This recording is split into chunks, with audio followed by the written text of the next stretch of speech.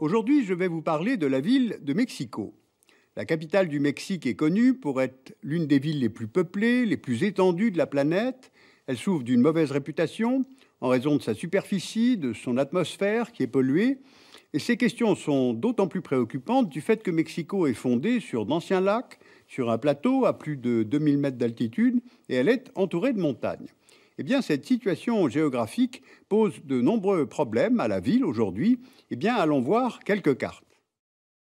Voici le Mexique et sa capitale Mexico, au centre du pays. Le Mexique est un État fédéral, composé de 31 États et d'un district fédéral pour la capitale. Donc allons voir la ville d'un peu plus près.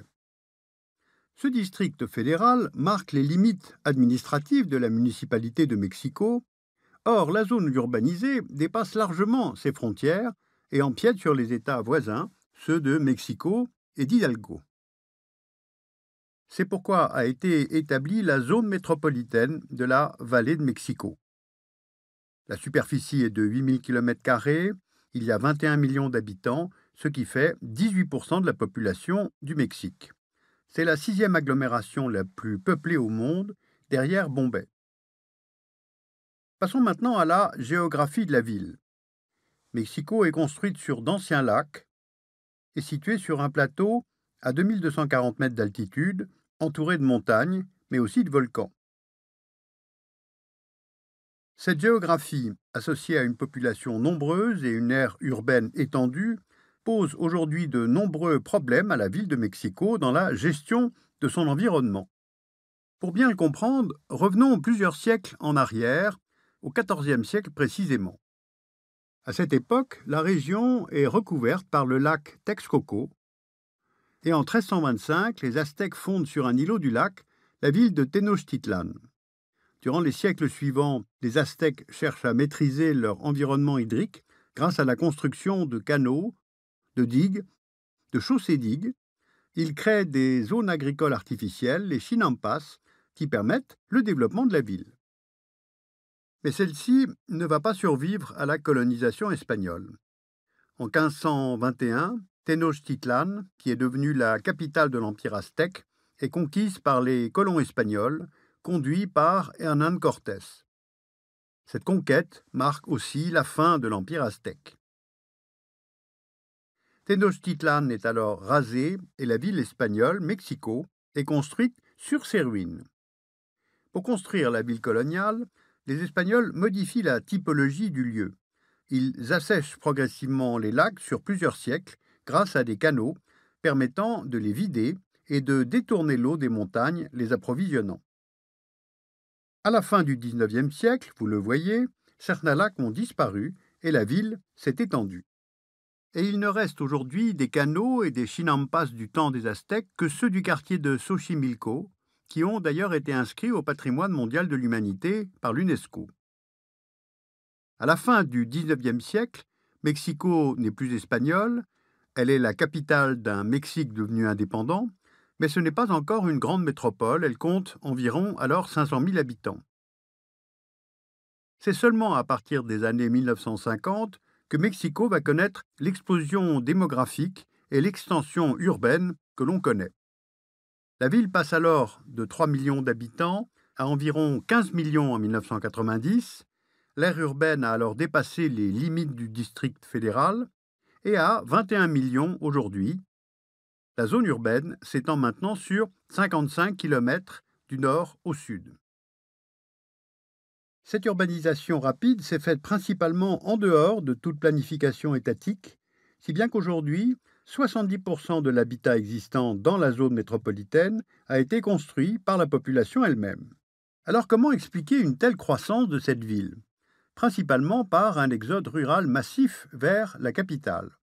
Car plusieurs politiques de centralisation ont fait de Mexico à la fois le centre politique et économique du pays, une supercapitale en somme.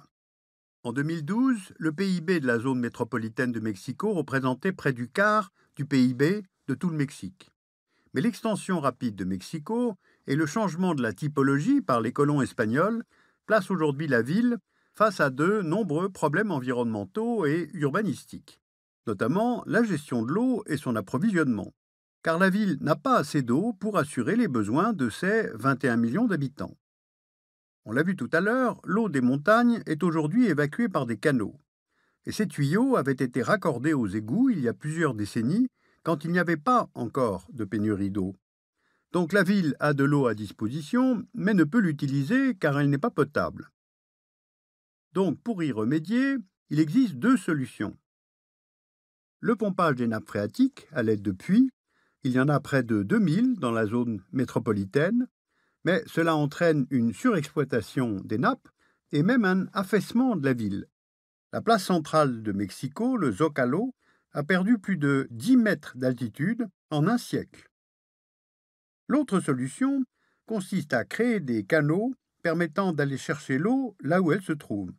Par exemple, le système de Cutzamala transporte l'eau vers Mexico à travers plus de 300 km de canaux et de tunnels. Mais cette deuxième solution, en plus d'être très gourmande en énergie, crée des conflits d'usage avec les populations des régions d'où vient l'eau. Paradoxalement, alors que Mexico manque d'eau potable, elle connaît aussi de fortes inondations. Car il faut non seulement évacuer à la fois l'eau des montagnes et des égouts, mais aussi les eaux de pluie particulièrement abondantes pendant la saison des pluies. Pour permettre l'évacuation de ces eaux, plusieurs tunnels ont été construits. Et en l'absence de ces tunnels, vous voyez qu'une partie de la ville serait inondée pendant la saison des pluies. Or, ces tunnels ne sont pas suffisants pour évacuer toute cette eau. Un autre est donc en construction. Le tunnel Emisor Oriente, de 60 km de long, c'est l'un des tuyaux de drainage les plus longs au monde. Au risque d'inondation s'ajoute celui des tremblements de terre. Regardez cette carte. Elle représente le risque sismique au Mexique. On le voit, pour Mexico, le risque est en principe modéré. Mais comme celle-ci est fondée sur d'anciens lacs, le sol sur lequel la ville est construite est instable et amplifie les ondes sismiques.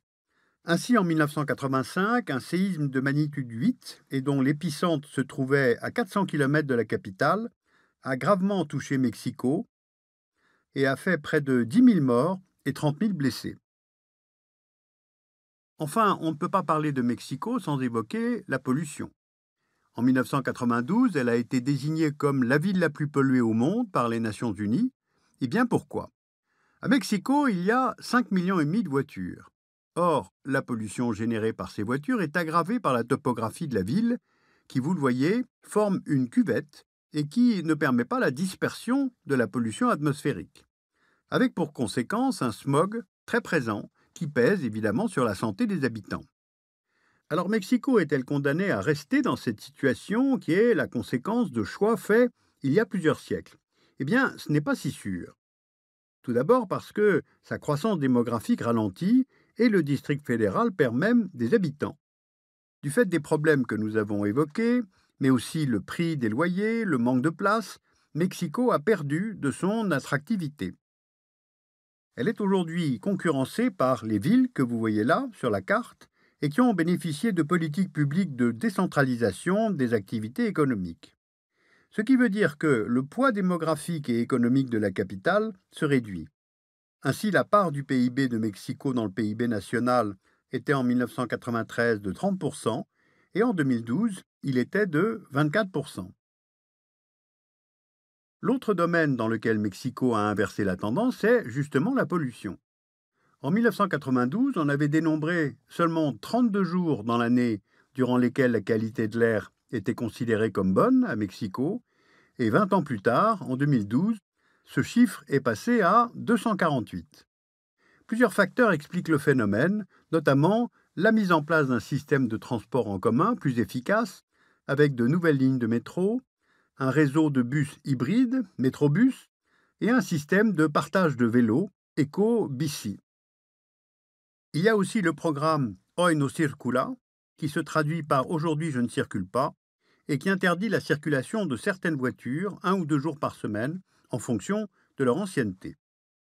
Et puis il y a aussi certains projets urbains qui cherchent à ressusciter le système hydrique de la région, maîtrisé par les Aztèques, en faisant sortir à l'air libre les rivières qui traversent aujourd'hui la ville dans les tuyaux. Par exemple, le cabinet d'architectes Tailler 13 propose de déconnecter le Rio de la Piedad des égouts afin d'en faire une rivière alimentée par l'eau de pluie et dont l'eau serait même utilisable pour la consommation. Vous l'avez vu, la ville de Mexico fait face à de nombreux défis, dont certains n'ont même pas été évoqués aujourd'hui, la pauvreté, les inégalités, la violence, la ségrégation. Et parmi ces défis, la question de l'eau est une composante majeure de l'identité de la ville. C'est pourquoi des projets consistant à ressusciter le système hydrique d'origine sont soutenus par une partie de la société civile de Mexico. Ces exemples prouvent qu'il est possible d'inverser la tendance, même en partant de très loin. Alors le qualificatif de monstruopole pour désigner Mexico est donc tout à fait à nuancer.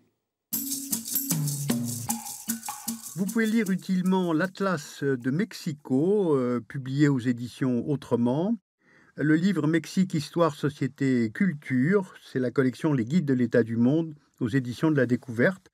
Et puis, vous pouvez revoir, bien entendu, cette émission sur le site Arte plus 7, ainsi d'ailleurs qu'un dessous des cartes consacré au Mexique en 2013, qui est donc disponible sur le site de Arte.